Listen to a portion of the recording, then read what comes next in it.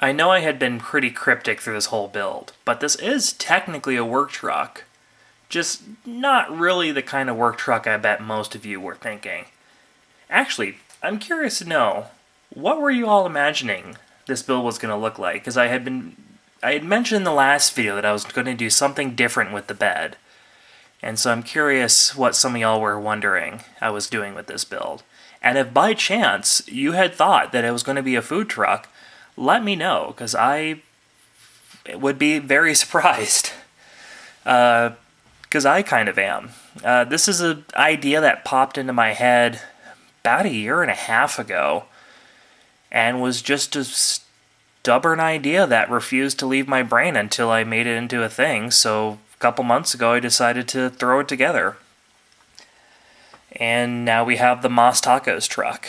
So I guess for those that have not been following this build, which if you want, I do have a couple videos on the process of building this truck.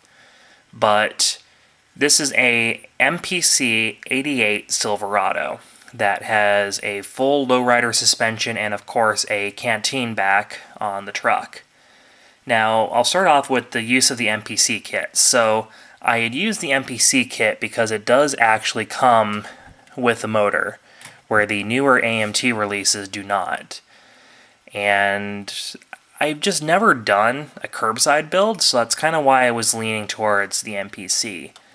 And I did have a few issues with that, where this is a total random note, but the MPC molding is completely different from the AMT, as I found out when I had to modify the work truck grill to fit this body. But from there, I did some research to try to figure out how lowrider suspension actually went together, because I had done sort of a lowrider build before, my 58 Impala, but that was not really...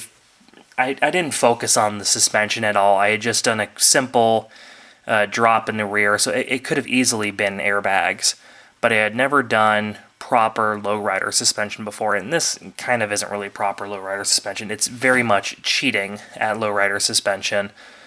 But did some research and was able to replicate it for the most part. The one thing I've been told is that this wheel should typically be dropped as a way of showing the travel and suspension, but I'm going to remember that for if I ever do one in the future. But yeah, so I guess we'll move on to the bed. So this is a fully 3D printed bed that I had designed, and I don't even know where to start. So I've been working on it for a while. The bed itself has probably about 20 hours-ish into design time. It does have a fully detailed interior on this side, which I'll show you in some photos. And it does have the roof as removable, so if I ever decide to add to the other sides, I can. I added a generator to this side just to balance it out a little bit, because it had the opening side on the passenger side, and it needs something on the driver's side to kind of balance it out. But I will tell you my biggest regret with this build. So when I was figuring out the chassis, I was thinking, okay, so you probably want the curb side down so that it's easier to order the food, right? So you'd want the right side of the truck down. And so that's how I had built the suspension. And then when it came to the final night and I put the door on, I realized you can't see inside the bed. So I had brought it over to my mom's place, and she had brought this up, and she had offered me a little makeup compact that I ended up, well, I'm not going to on here, but displaying with the model at NNL, just so that you could actually see the inside of the truck.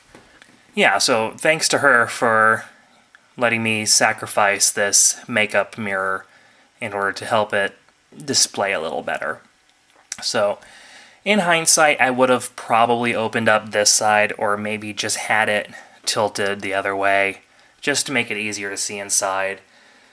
And yes, I could technically open up this door more, but that would not be realistic. From what I had seen, this is as far open as most of those doors do open in real life.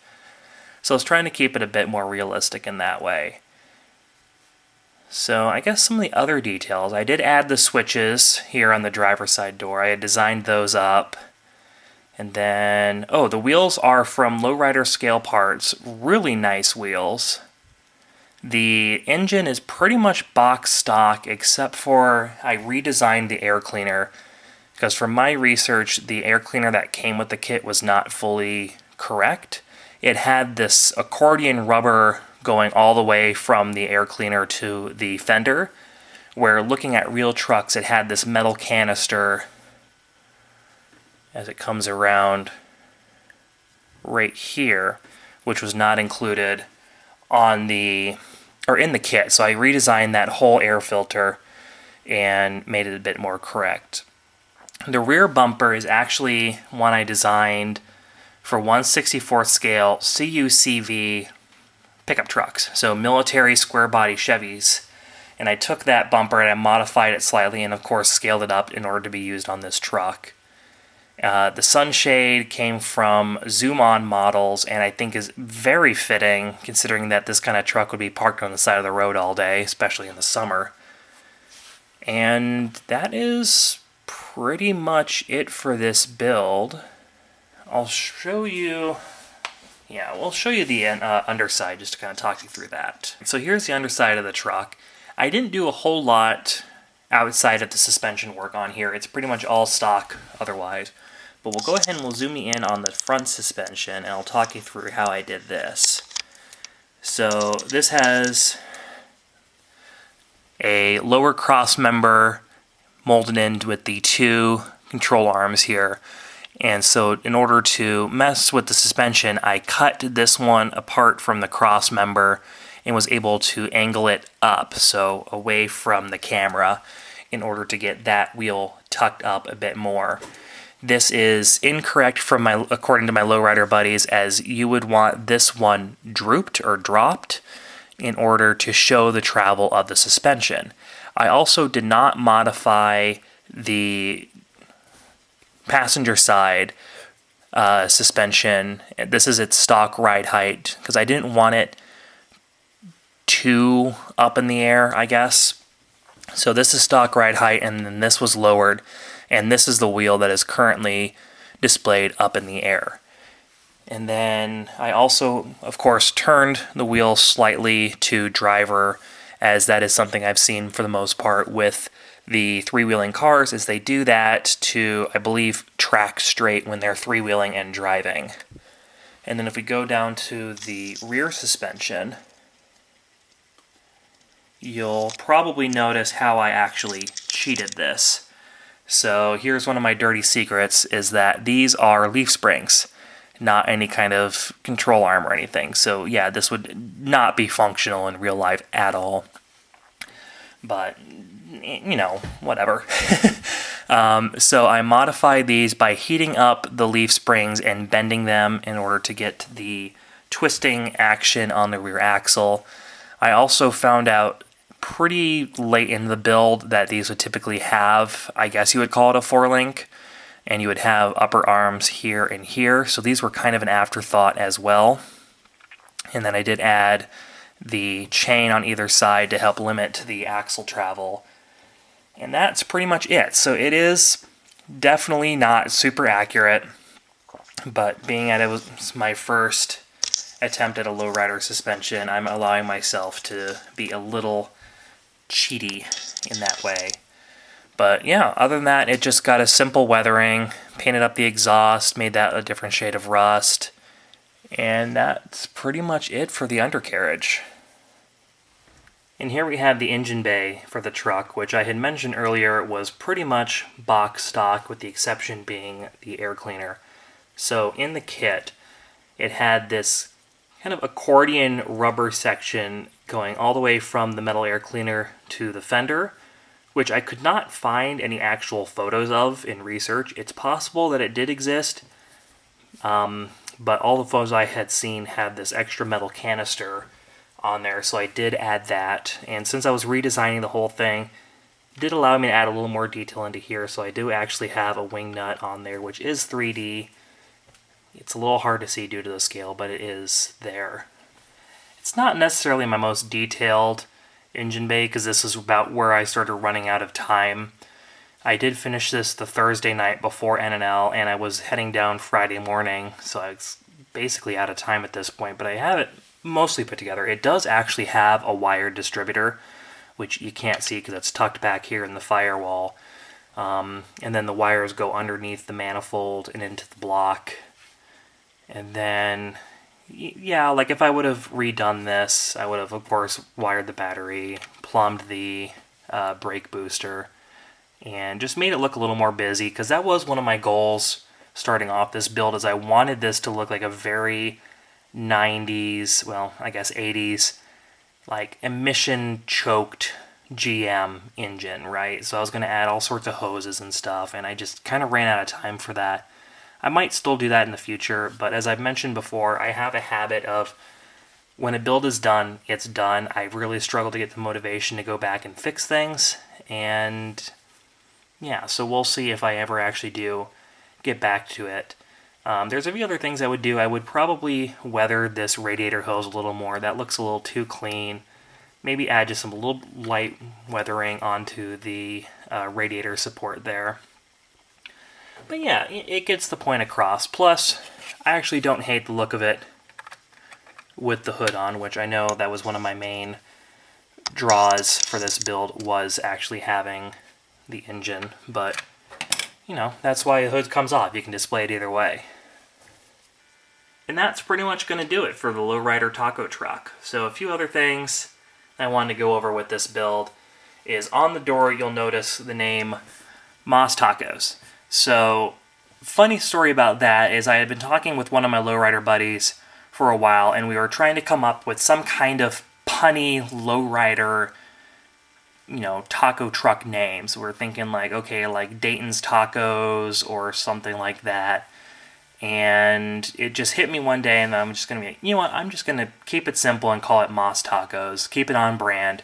And then as soon as I said that out loud, I'm like, oh, Moss Tacos, as in Moss Tacos, more tacos. And it just stuck from there. So I thought that was kind of a funny little play on words there. Or not play on words, but whatever. And then I guess the final thing to address on this build is I had one person comment. I don't think it was malicious, I just think it was out of curiosity. They were asking why I was doing a rusted out truck for a lowrider build and not, you know, giving it like a proper shiny lowrider paint job. Now, my first answer to that would be, well, I can't really paint a lowrider paint job, right? But my second answer would be, it's just a bit more on brand when I do it this way. This is what I love. I love vehicles that have a story. And to me, a lot of that story comes from the weathering process. And yes, it can also be seen as me staying in a bit of a rut and not wanting to experiment too much. But I have done a few clean paint jobs, and I will do clean paint jobs in the future. But to me, I just love the weathering process. And I think this tells a bit better of a story that it is an old truck that the guy has been using for probably since it was new. And he's just had it parked on the side of the road for years. It's gotten nice and weathered. And then one day he got a nice paycheck and decided to throw some hydros on this thing and some nice wheels. Doesn't have the money for a paint job, maybe doesn't even want to paint it. And I just like the story of a truck that is pretty much off the side of the road and threw some hydros on it. I think that's just a cool idea. So that is why I ended up weathering this for the most part. I could have easily done a clean stock style build or even just a clean lowrider build, but it's just not the story I was wanting to tell. So that is why this truck looks the way it does. And again, I don't think the comment was malicious, I just think it was out of curiosity, and I'm not taking it as malicious.